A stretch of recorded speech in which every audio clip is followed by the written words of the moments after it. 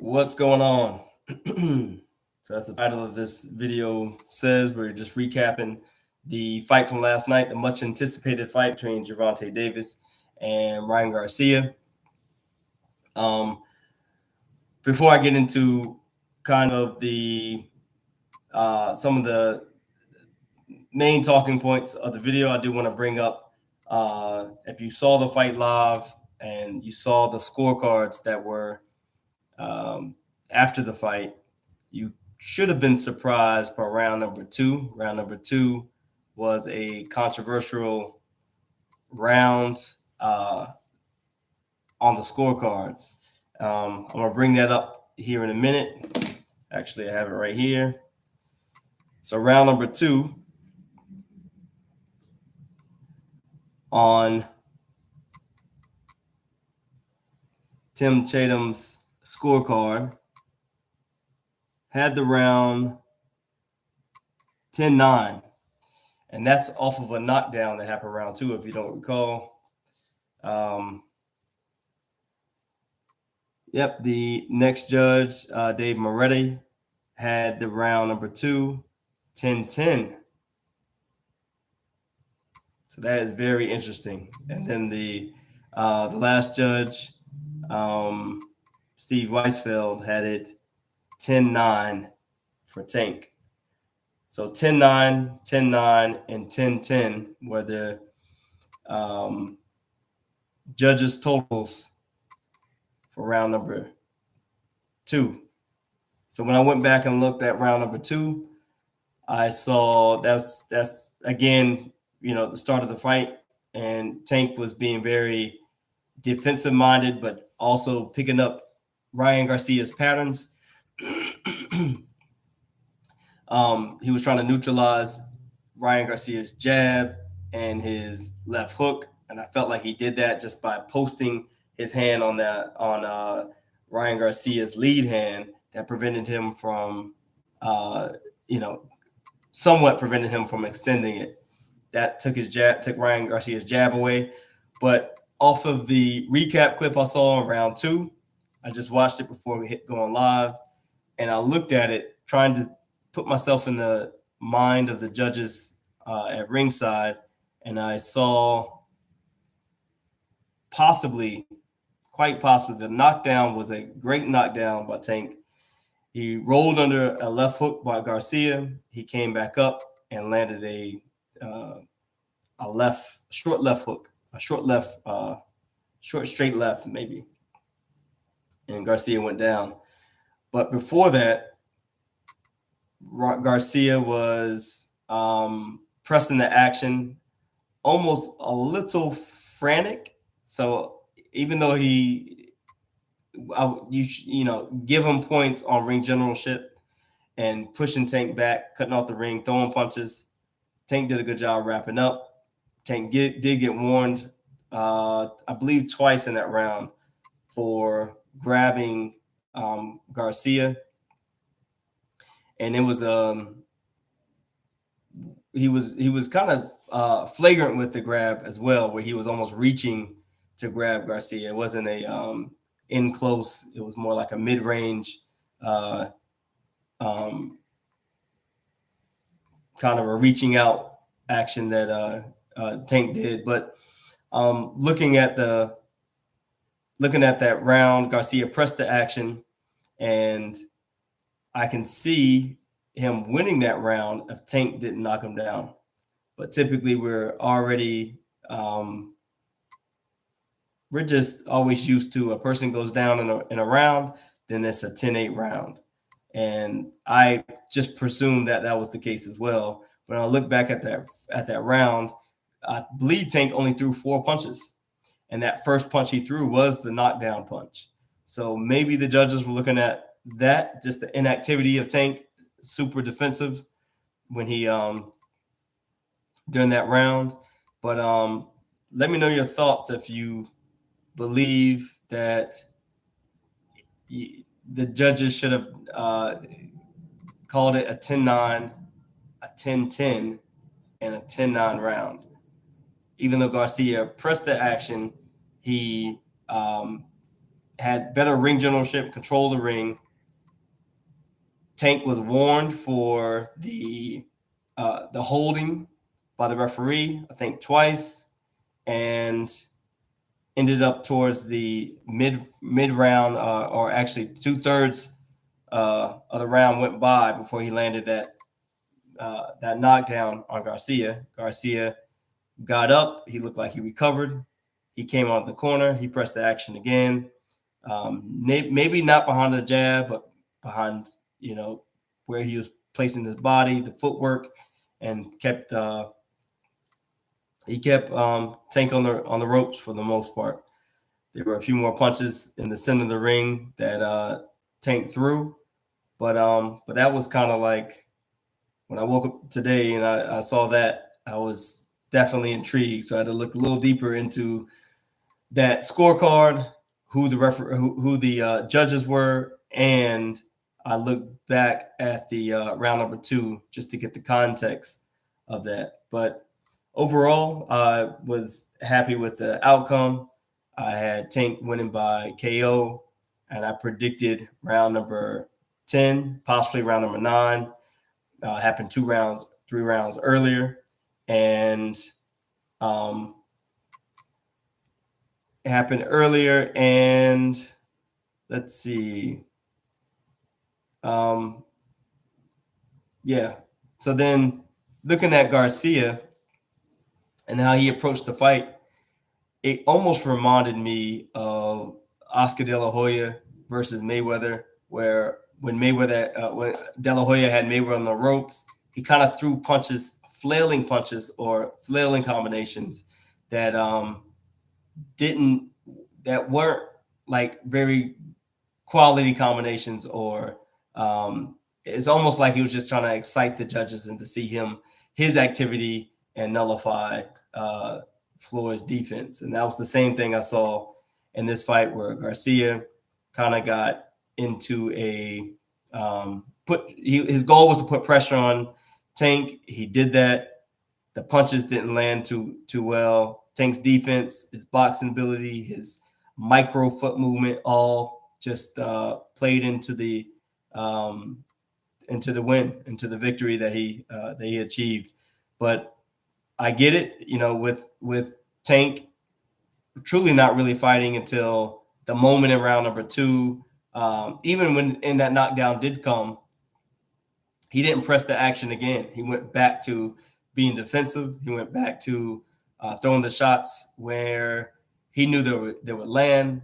I can't remember his punches landed percentage, but I remember it being higher than Garcia by the end of the fight.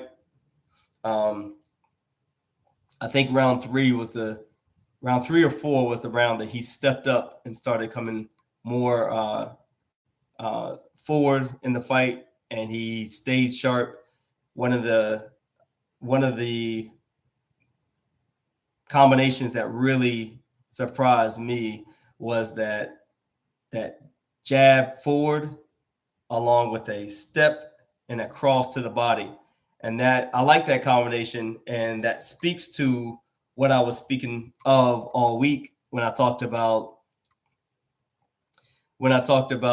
the size difference between Garcia and Davis.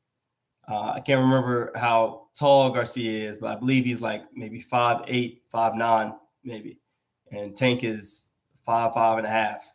So just the difference of body surface, and Tank, I knew Tank would have more surface area to hit on Garcia.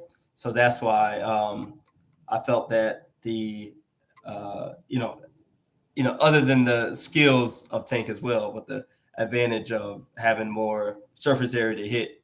And those times that Garcia was throwing his lead left hook, and I think round number 2 and 3, and Tank was really just getting down, changing level, and getting underneath the hook. It spoke to the uphill battle that Garcia had when he couldn't land the hook, through some flailing combinations that it it seemed like he just wanted to throw punches to press the action, to look like he was busier, and which he was, but at the same time, that Mayweather approach of just gathering data that first half of the round, and then you get a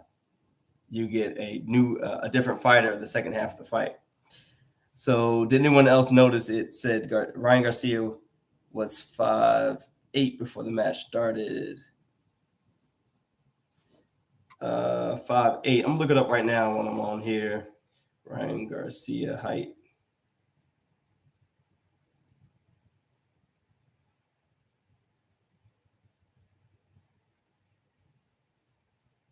All right.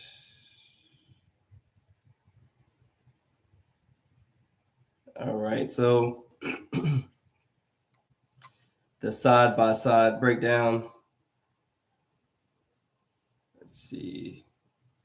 Is this going to give it to me? Okay, so it says Gervonta Davis versus Ryan Garcia, age 28. Ryan Garcia is 24. Tank Davis, 5'6". Ryan Garcia, 5'10". Apologies, yep, 5'10". And this fight happened at a catch weight of 136. And, yep, Tank's professional record, 28 wins, 26 by knockout. Garcia's record, 23-0 with 18 knockouts. Gervonta, okay, so reach. Gervonta had a 67-inch reach. Ryan Garcia had a 70-inch, 70-inch reach. So I should have got those stats before I jumped on here, but I wanted to just recap those talking points when I was talking to a few different friends about this fight and how it would possibly pan out. I knew I was steadfast in the idea of Davis winning by KO. And the other, and I heard some of my friends tell me, like, they don't know. They think it's a 50-50 fight. Anything could happen. Both of them are power punchers. But I knew Garcia didn't have the same defense as Gervonta, and I didn't want to be too whimsical about what would happen in this fight.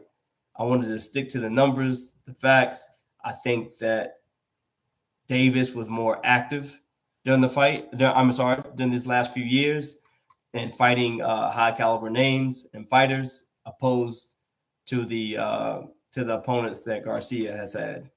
So staying, and actually, when I looked at the records, they actually both fought like once or twice in 2020, once or twice in 2021, 2022. I know Tank had a fight in January, and then this was the second fight for this year. And Garcia, this was his first fight of 2023. So a little bit more activity from Davis in this fight, leading into this fight, and just a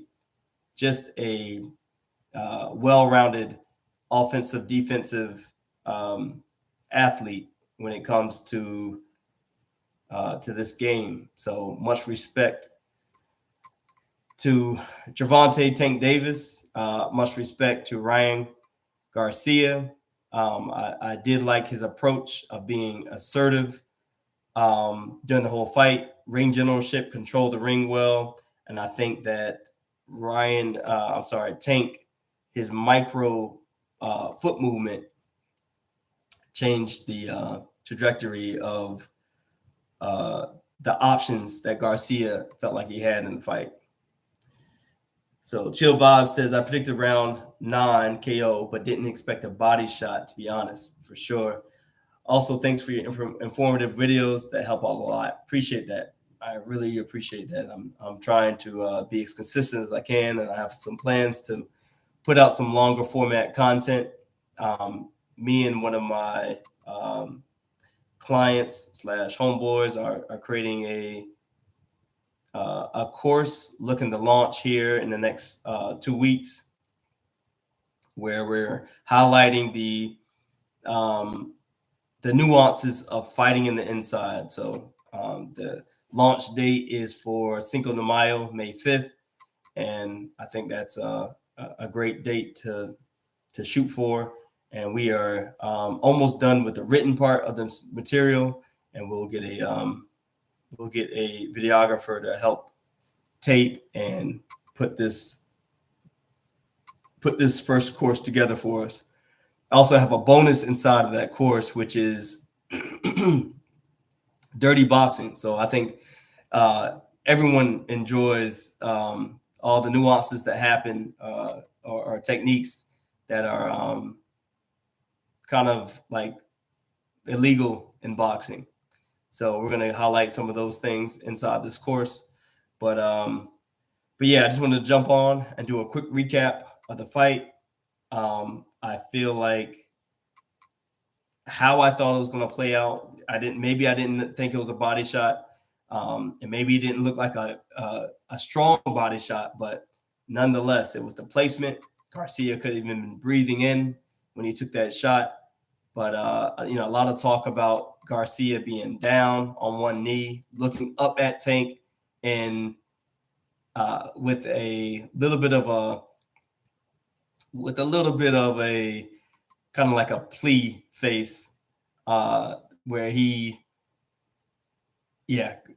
Tank knew he wasn't getting up. Garcia felt it as well. I think I have to go back and look. I think even someone said Garcia got up at the count of 9, right at 10, and stood with the referee as to say that he wasn't going back into the fight.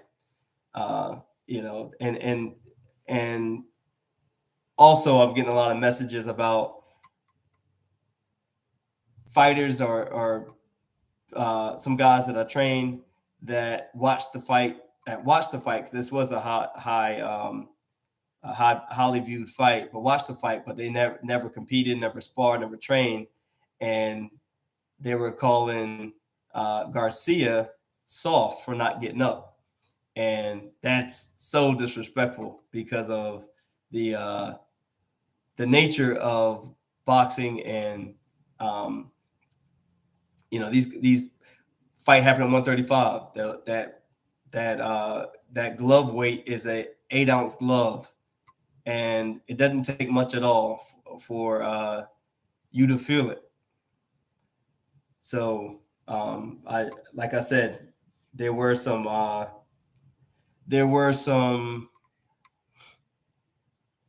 moments that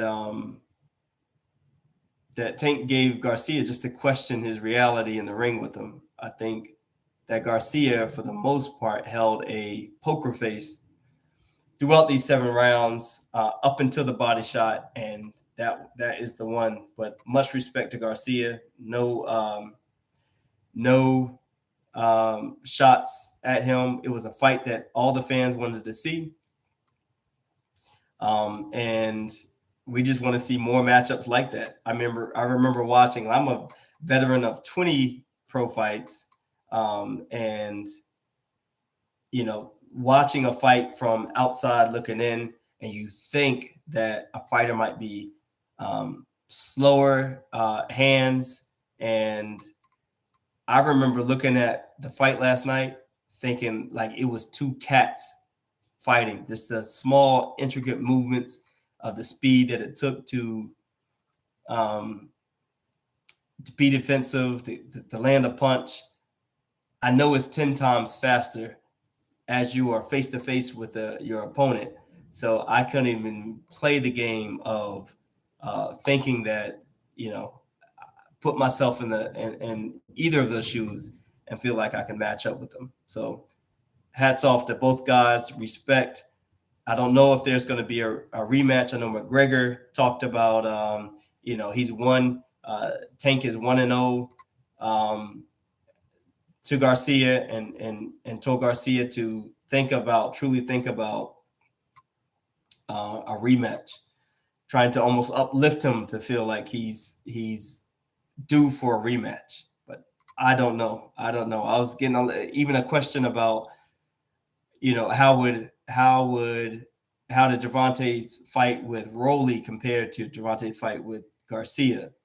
And my opinion was, Garcia made them both look average to a degree, to where he was so many levels above both of these guys, where he, even the prediction, where he says he was just talking, but even the prediction of stopping Garcia in round number 7 and then it actually happening is a different level. Chill vibes. Knowing how the fight went, what advice would you tell Ryan to do differently?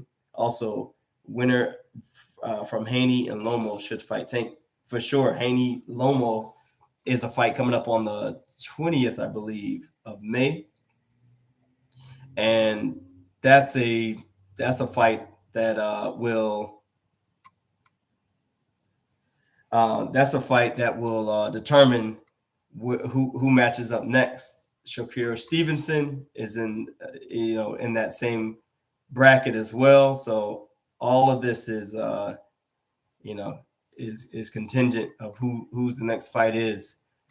What would I've told Ryan to do differently? I think that I was appreciative of Ryan did listen to his corner, and Ryan he stopped throwing the left hook or stopped going for the left hook, but he also stopped the jab. So if he stopped the jab, that that didn't serve him. I feel like if he would have kept jabbing and kept his posture, kept controlling the ring, that would have definitely given him a better, put him in a better situation. But it's hard. It's hard to say what Ryan should have done. I know I had Shane Faison on. He tuned into the live I did on IG, and I forgot what Shane said, but I'm gonna have to go back and message him and find out. But I think Shane was speaking to the height and the length of Garcia and not fighting in Gervonta's range, I think, for the most part. So it's truly hard to say what Ryan should have done differently. I thought he was assertive enough. I think he had a strong mindset. But if you are a fighter, or if you have trained before, you taking a body shot, you realize how devastating a body shot can do. It can have you gasping and second guessing yourself and everything else. So my hat off to Garcia for just making that fight happen. I think I went on live on IG and streamed it for the first time, which I don't know how valid that was for me to do that, but I did it, and I had about 1,750 people that came through that live at the peak of the fight, right when the knockout happened. I think I saw 427 active people on the live, so that was cool. And so that just sets up for the next event of going live again and keeping this content turning. So if you have any more questions, drop them down in the comments below. If you're on this live and you want to ask me a question about techniques or anything else, feel free to do that. Anything that you're working on in the ring, or I'm sorry, in the gym training, if you have a fight coming up, if you just want to see yourself do more than what you're doing currently in the gym, how to improve, I can answer this on the live as we keep streaming. But if not, we can conclude. I just wanted to hop in and talk about some of my thoughts with that. UK10, thank you. You're welcome. So yeah, the question was if you have any, or the statement was if you have any struggles in training struggling how to incorporate weights, or if I even should. People say many different things. I agree. That's a hard one. Strength and conditioning can be ambiguous because one of the things that I do with strength and conditioning is I use a format that I learned from functional patterns, which is founded by um, Nadi Aguilar. And one of the genius things that Nadi has put together is he talks about the four movements of the human body as it relates to this this plane that we're living on. And he says one is standing, the second one is walking, running, and throwing.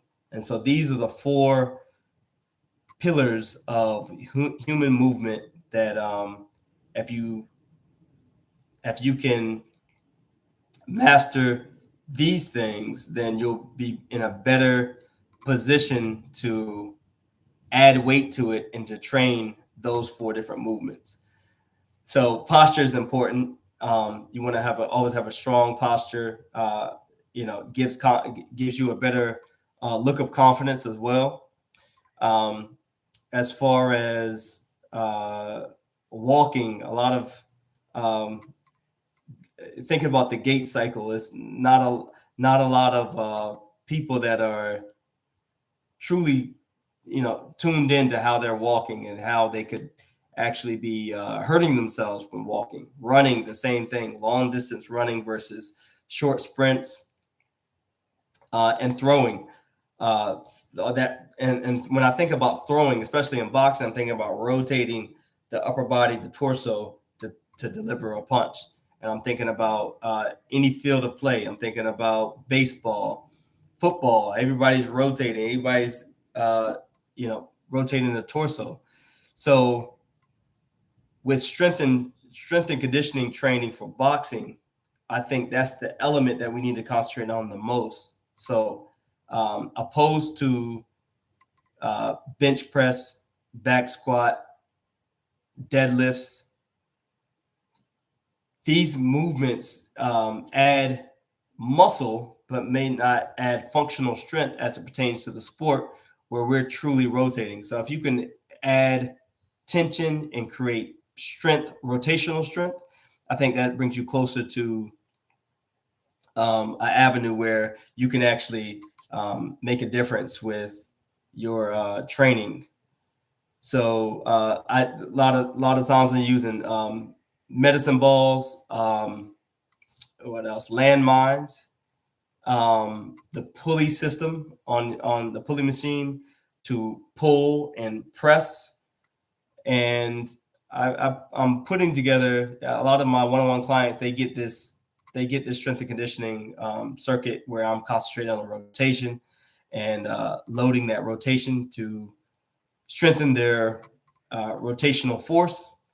But maybe that's a course I put together later on as well, to where I can put some of those exercises I use with my one-on-one clients and fighters to help generate more power.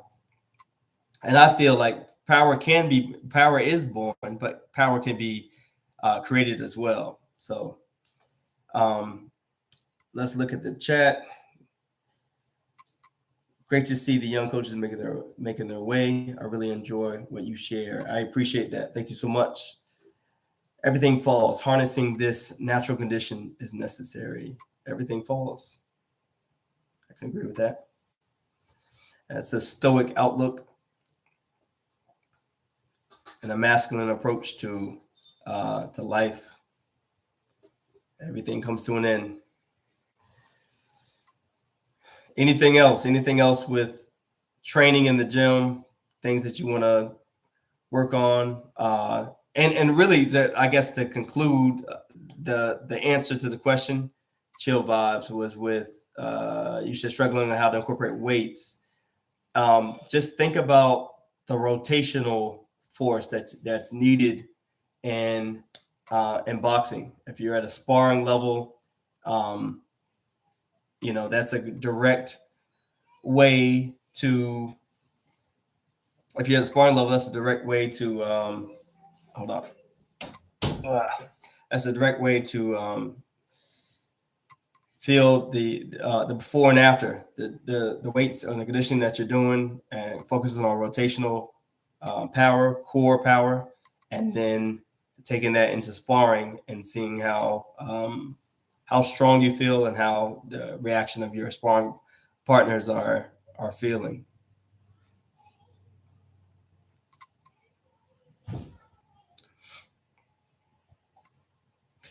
All right, your vibe. Thank you. That makes sense.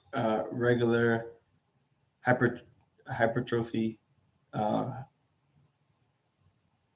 wears me out too much for boxing specific training, but that's what I've done before boxing. Got it. Okay. So are you saying like you've done um, bench press, back squats, the traditional weight training?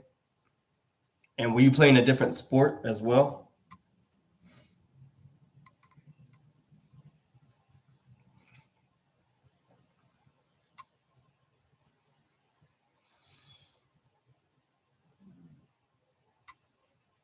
Anatoly says, ask best boxers to watch to learn how to deal with taller opponents. I think we saw one last night, Gervonta. And even I had a client today at 11, and I was actually using some of those combinations that Gervonta was throwing, especially that cross to the body, jab to the body. Those are all good punches to throw on a taller fighter. You change level and uh, you look to land some straight shots to the body. Joe Bob said bodybuilding and powerlifting, right? So yeah, the question that comes to mind when I think about powerlifting and bodybuilding exercise is, does it translate to what we do? Does it translate to many sport specific movements where everyone's rotating? And I just think the bodybuilding and powerlifting just comes with a different outcome. If you're looking for a better physique, that's probably the what you want to be working on, bodybuilding, powerlifting. If you're looking to be a little bit more dominant in the sport of boxing, I think it all adds up to skill and strength. The other thing, so I tell young fighters all the time, looking to go amateur or even looking to go pro, is like, what do you have that's special? And typically when that question's asked, special means knockout power. What knockout power do you have that puts you in a lane of specialty for the sport? Because this is a blood sport. This is a sport that where we tear down the thing that's the person that's in front of us.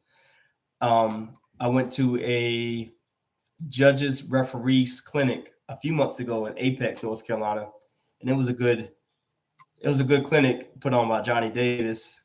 And one of the takeaways from that was, what are the factors that go into judging a fight? And one of the biggest thing I've always heard of ring generalship, punches landed, but and that's from more of a amateur boxing criteria.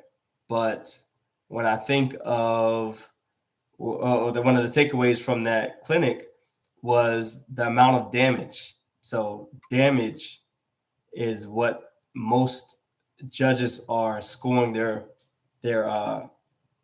using their scorecard for, to judge damage. I think one of the good takeaways that I think about when I look at a fight is, who would I have rather been at the end of that fight? Who would I have rather been walking away, especially if the fight, obviously, if the fight ended in a decision? and maybe some controversy with who actually won. But that's my question I always ask myself: who would I rather have been? Who has the skill set I'd rather have had, and who had the less damage maybe on the face and all that. So against some taller opponents, would occasionally feint jab to the head, but aim for the throat or heart. I never thrown a punch at a person's neck or throat, but I do like the heart punch. The heart punch is definitely a rhythm stopper, rhythm breaker. It can, you hit somebody in the chest and in the heart, and it can kind of slow down uh, their blood flow just long enough to be able to change the pace of the fight. If they're getting the best of you, that can definitely slow down that. So I really like that punch to the jab to the heart. But yeah, jabbing to the head, yeah, it's always a good thing. You can't really know how someone's going to react to a feint, but and you obviously have to sell the feint by having accuracy of punches, making it you sell the feint by landing punches first before you throw the feint. So just depends on what level you are. So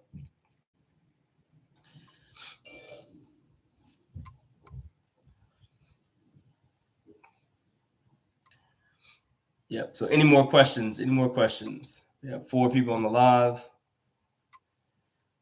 Don't forget, if you're tuning in and you're not subscribed to the channel, please subscribe to the channel, like and comment.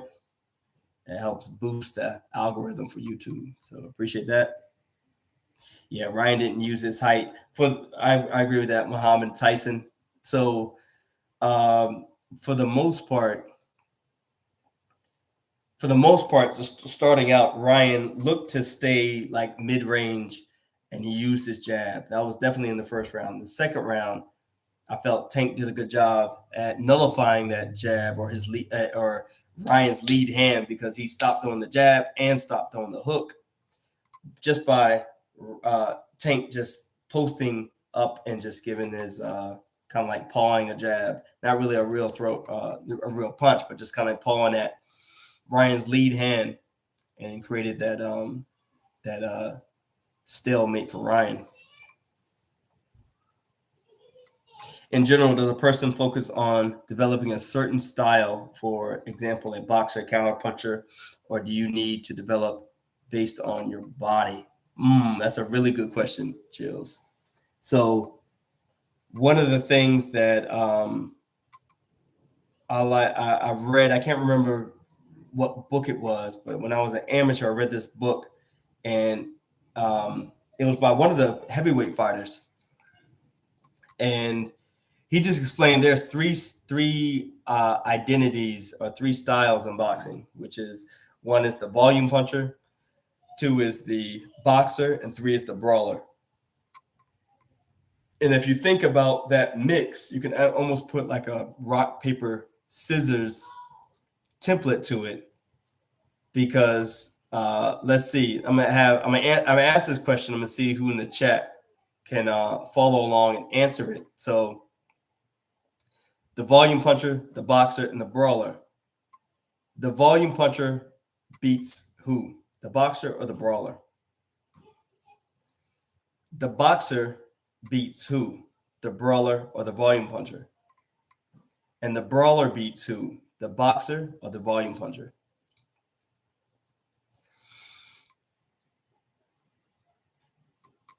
So before I give the answer, I'm gonna see if anyone comes with their thoughts on those 3. Muhammad Tyson says, I mean, Tank does fight like a shorter fighter that much. Tank does fight like a shorter fighter that much. Obviously, he has to cover a lot of distance, but he is a boxer, power puncher. Agreed. High volume beats the boxer. Correct. The boxer beats both.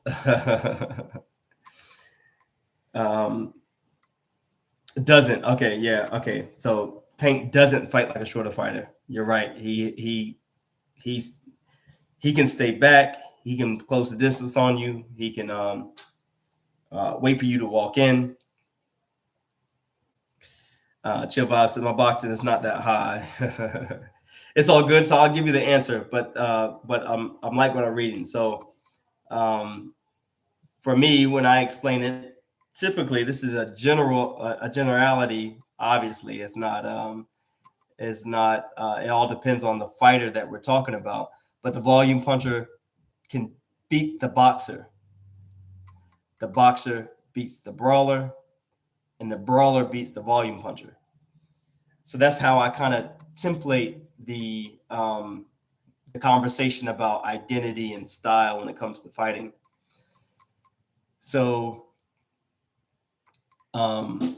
if you think about that, you can kind of be a hybrid in between, boxer puncher or boxer volume puncher, and I think it makes sense to have one or two of those elements to be um, just to have a better identity with what you're doing.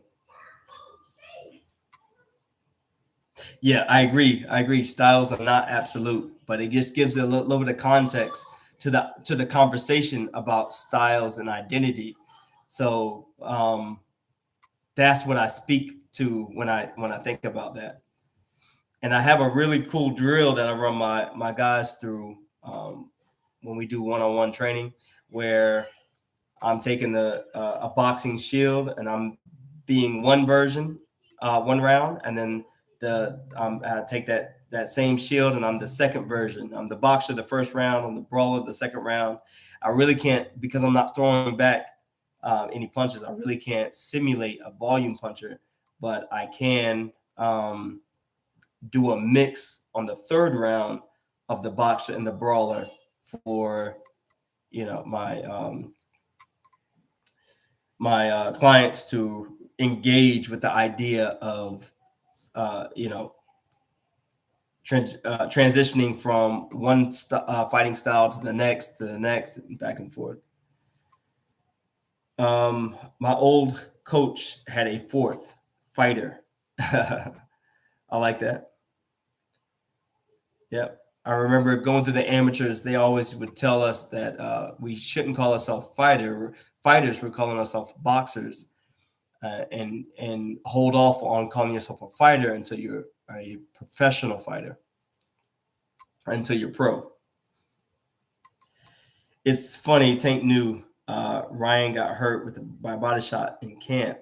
You would think Ryan would be aware of that. I didn't hear about that, but that's interesting information.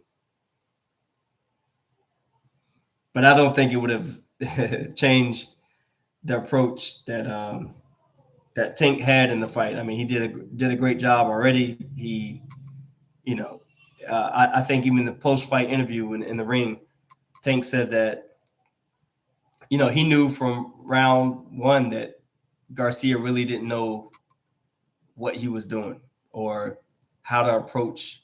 And I think it only meant, like, not saying he wasn't a good fighter or a skilled fighter, but he didn't know how to approach the style that Tank brought to that fight. Tank brings to the fight.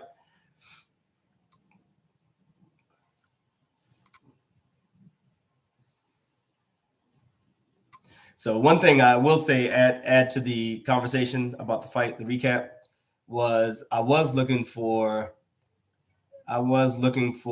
Tank to knock down Ryan again, because I was speaking on the live on IG from the legendary Andre Ward, that spoke about when a fighter gets hit and goes down early in a fight, they generally can recalibrate themselves and take that same punch better later on in the fight, um, to truly, to truly test their chin.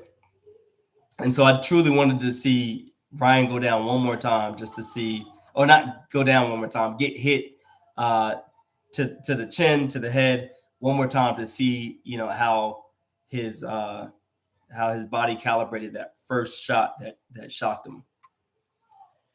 Muhammad Tyson said also even more funny is in the interview, Ryan said that Rolly was winning against Tank, but he got too comfortable and Tank caught him because Rolly is inexperienced. Same thing happened to Garcia, and he didn't start boxing in 17, but start boxing at 17, but 7. That is a great point, Muhammad. And I'm guessing you're saying that Rolly started boxing at the age 17. That kind of gives more credit towards his kind of aggressive, wild style, as Garcia has been boxing since age 7 and should have been a little bit more put together, I guess. But that's a great point. I think even on the live, somebody mentioned, now that's a real body shot challenge in reference to Garcia going down and in reference to all the YouTube or viral clips that Ryan Garcia has of hitting other people with the body shield on and hitting and them telling him to stop, so that was a that was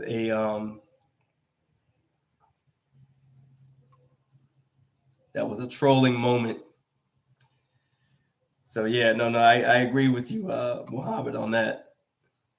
I didn't hear that. That was also even more funny in the interview. That was the interview in the ring, or was that that post or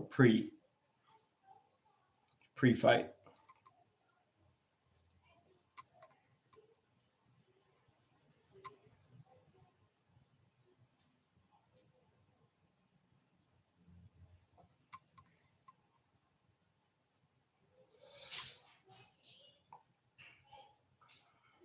For sure, just giving context to this exciting fight. I woke up today still feeling excited, still vibing off of the love I got last night. I got had 18 people send me a badge on Instagram, so that was the first time I did that, and it felt good.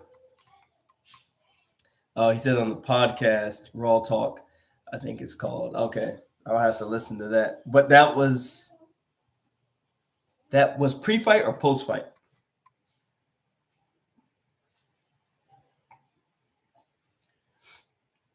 Was that a pre-fight interview or post-fight interview?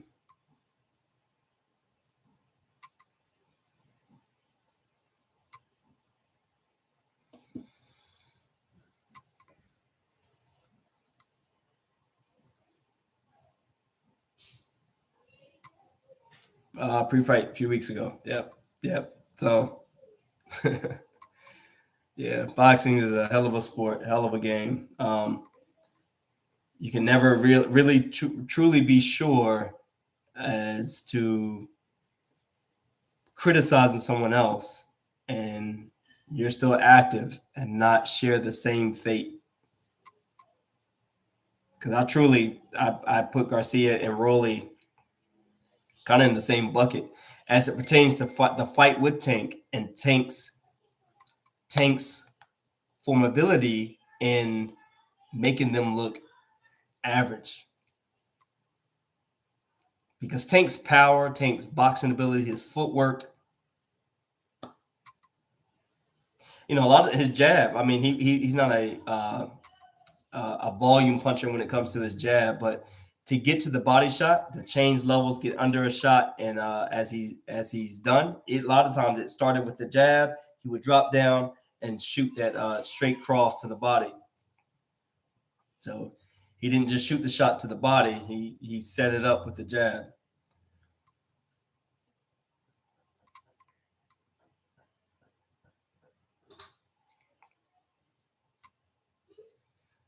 But yeah, I'm gonna look up that Raw Talk interview.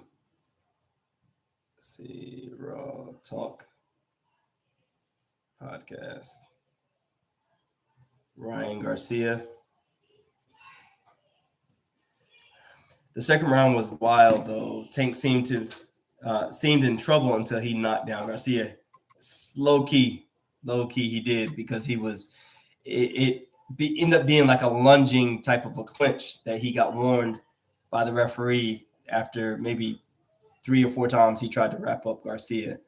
And think about that. What? How did Garcia feel about Tank trying to wrap him up? That probably incited him to do more of what he was doing. Yeah, he was grabbing like crazy. Yeah, but that's kind of speaks to that same Mayweather style of fight or fight strategy, where you don't fight for the first half of the fight, and then you implement your fight strategy towards the or your offense towards the middle to the end of the fight.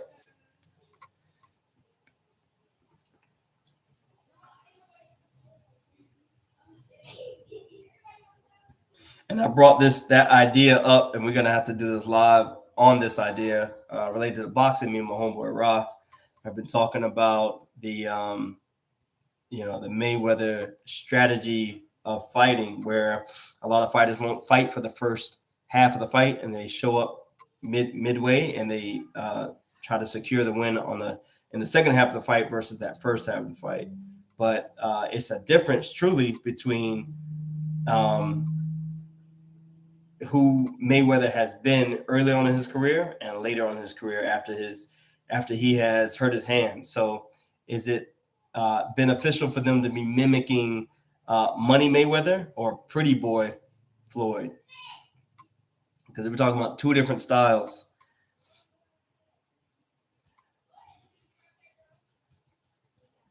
Also, I watched a close-up clip from the first knockdown. Tank had a perfect outside foot placement. I can't remember seeing that. Good point. I'm gonna have to look that up. Let me see if I can find it now, actually. Sometimes those replays of the full fight replay is kind of like a zoomed in version, so you can't see everything. But Davis knockdown.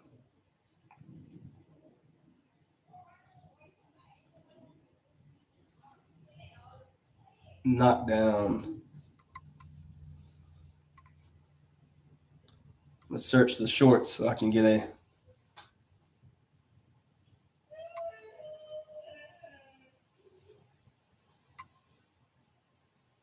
knockdown. Let's see.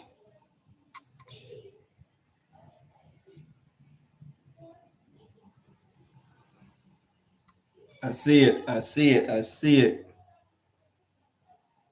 Pretty Boy was different for real. All right, so I'm going to show this to my camera.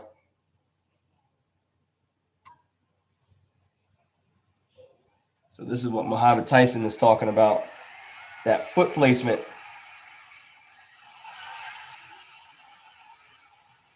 If you didn't see that, look at it again. That foot placement where Tank's foot was behind Ryan Garcia's heel.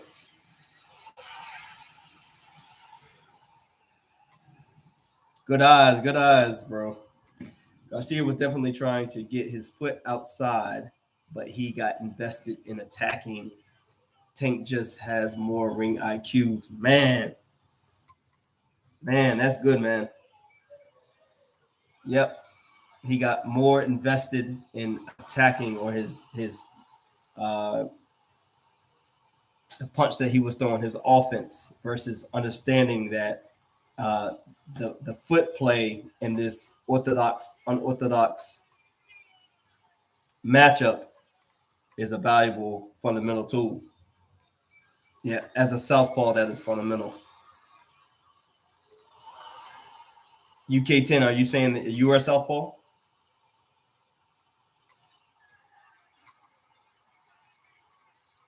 Yeah, that's a good pickup on that, man. I'm gonna have to highlight that maybe on a reel or a short. That foot placement that went into this fight.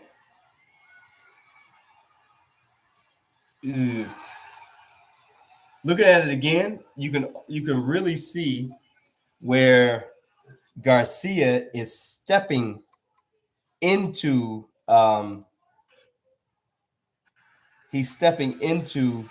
Tank's stance. As he walks forward right here, he steps in and throws that hook.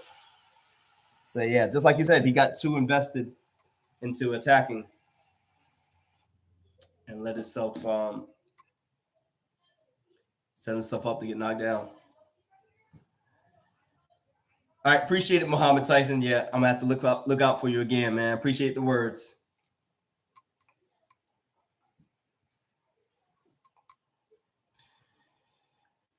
Yep, and thank you all for tuning in. I'm probably gonna come to a conclusion or a close to this live.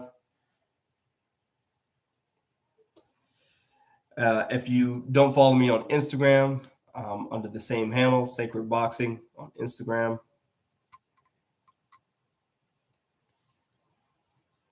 Instagram stopped the monetization on Reels, so one of my big transitions is to do more lives on YouTube, is to do more long format, at least at minimum 8-minute videos on YouTube and YouTube Shorts as well, because they started monetizing the Shorts in February. So I'm still trying to climb my way up to that bracket. So thank you for tuning in. I'm gonna end the live. You all have a good day, good night, wherever you are in the world. Peace.